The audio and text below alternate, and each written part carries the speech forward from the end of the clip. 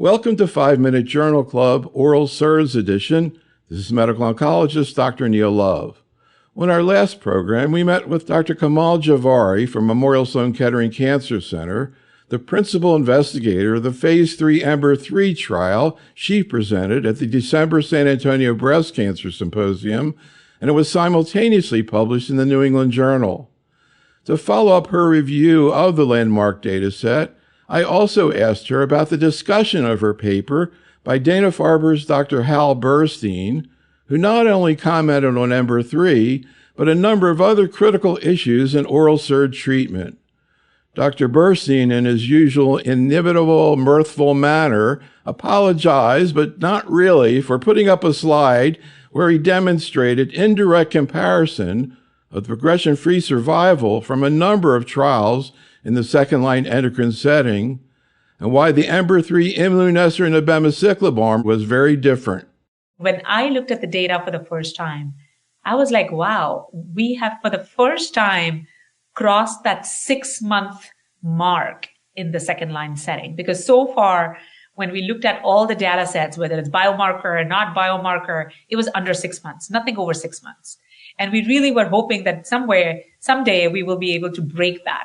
And when we saw the 9.4 months and in the pre-CDK4/6 inhibitor pre-treated patients, which was again 65% that got the doublet 9.1 months, I felt like finally we're able to achieve something which looks better. Again, no head-to-head comparisons. It's not like we've compared, say, capivasertib with this combination, but at least what we have is what we have. The data are the data, and these numbers are in fact attractive. I think the biggest question that people want to, get addressed is, should we be using the combination if it's available only in ESR1 mutant tumors, or should we be using it for all patients? I think at the end of the day, I think about this as, this is an all oral targeted regimen. It does have the data from EMBER-3 of showing low toxicity rates. In fact, even lower than fulvestrant abema that was reported in Monarch 2, probably just a reflection of how well we can now handle diarrhea for our patients, maybe. But no new safety signals, thankfully, right?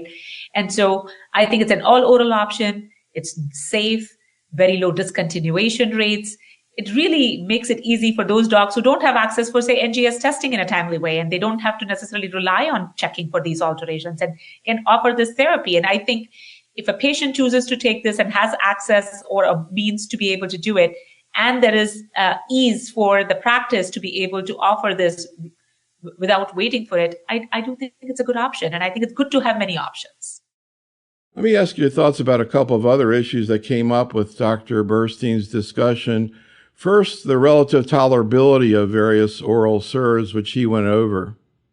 We've not necessarily truly understood the true pathophysiologic mechanism for these. I mean, if you look at a CERAN, such as palazestrant in the OPERA-1 trial, they have neutropenia. Go figure. Why would you have an endocrine agent cause neutropenia? So, there are some nuances to this. We did not see the bradycardia and the photopsia in the imlunestrant program, maybe in the EMBER study, which is the phase 1 trial that is published in the JCO this year, or last year, I should say now, or the EMBER-3 trial. We did see some bradycardia with giredestrant. We've seen some bradycardia photopsia with camizestrant. We're not seeing bradycardia photopsia with elacestrant. But I've been fortunate, Neil, to be working on all of these agents and connect with my patients to get a qualitative feel of what this means and what this toxicity could mean. And I'd love to share that for sure, that yes, I have seen some bradycardia, and yes, I've seen some photopsia. Fortunately, they have been very low grade and not necessarily clinically that disruptive or detrimental to patients.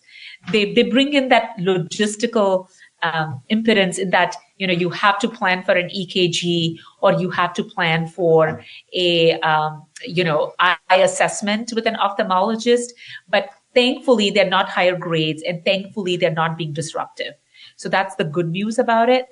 But they are there, and some drugs have it and some don't, and we don't necessarily understand why this is happening very easily.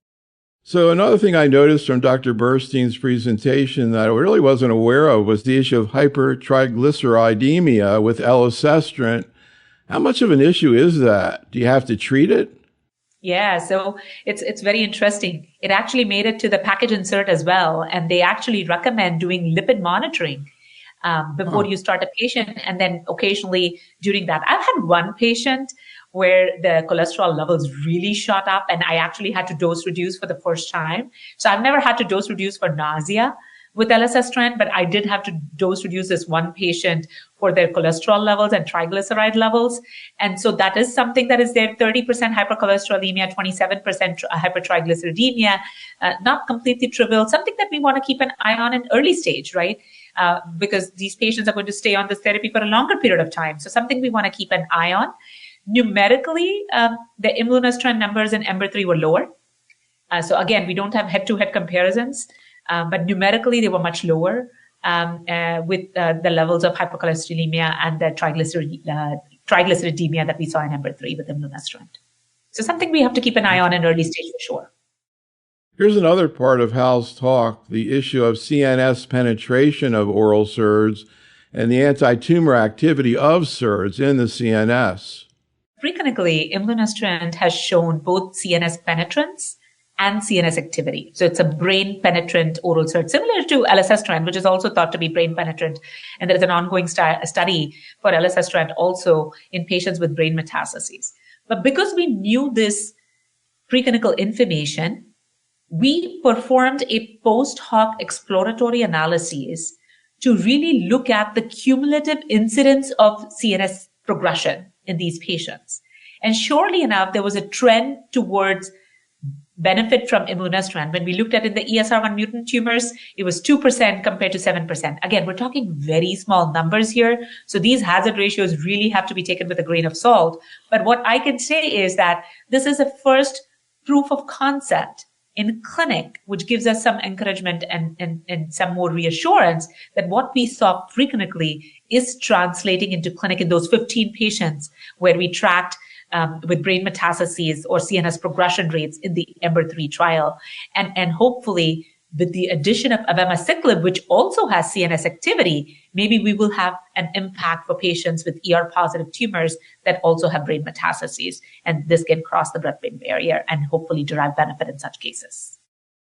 Another paper from the San Antonio meeting that I asked Dr. Jhaveri about was a, quote, real-world study of the use of the approved oral SERD, elacestrant.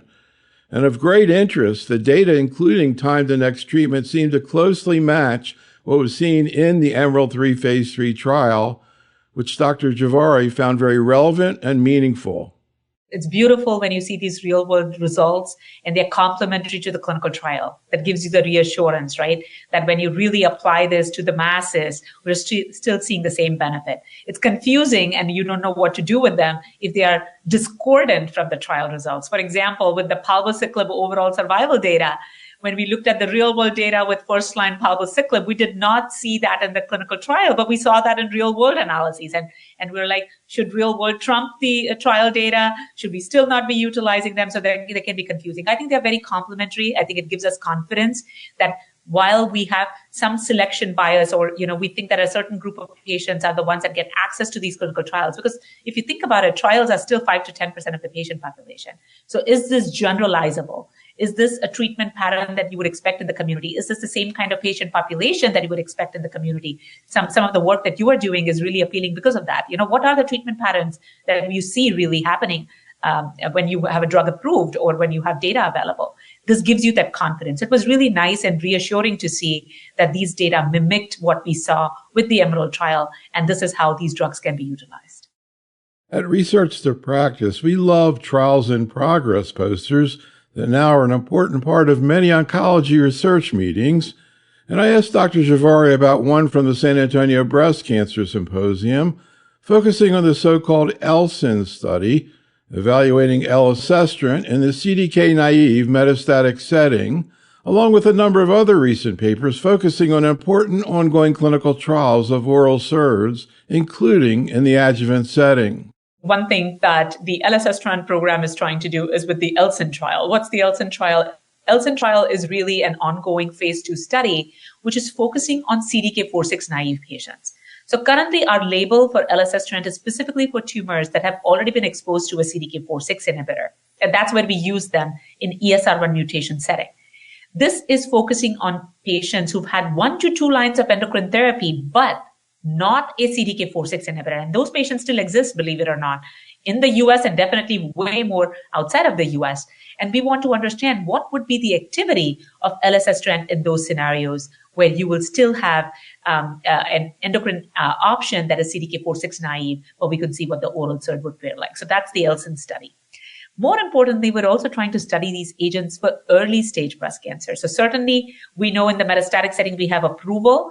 We're going to use them for ESR1 mutant tumors, but can we actually improve outcomes in early stage? We know 50% of our early stage patients do not finish 5 years of intended therapy. Forget 10 years of extended therapy. They have toxicity issues. They have non-adherence issues. Because these drugs are well tolerated, because they are oral, we want to really see, can we actually delay ESR1 mutations, for example? Can we actually make our patients be adherent to these and improve the compliance rates and thus impact outcomes in early stage? Is really the basis of studying them in early stage. There are 2 ways we're trying to study them. One is we're trying to use the switch strategy, meaning patients who've already begun standard of care aromatase inhibitors or tamoxifen for 2 years at least and no more than 5 years. We're trying to see, can we capture those patients and then randomize them to a novel agent versus continuing the standard of care endocrine therapy. And that approach is being utilized in the EMBER-4 trial with imlunestrant, with Cambria-1, with camizestrant, and with the ELEGANT trial with elacestrant. So all 3 are looking at that switch strategy in high-risk patients or patients who finished at least 2 years, no more than 5 years of adjuvant therapy. Cambria-2 is also looking at upfront strategy for a high-risk patient population. So this patient could be taking a CDK4/6 inhibitor as well and would be eligible for Cambria-2.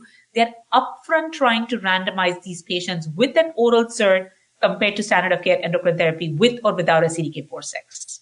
The lidERA trial, which has completed its accrual, was also this upfront strategy, but this did not allow CDK4/6 inhibitor because I think when it was designed, CDK4/6 inhibitors in the adjuvant setting were not really utilized. But again, there is a upfront strategy and a switch strategy, and we'll eagerly await to see how these novel agents can improve outcomes there.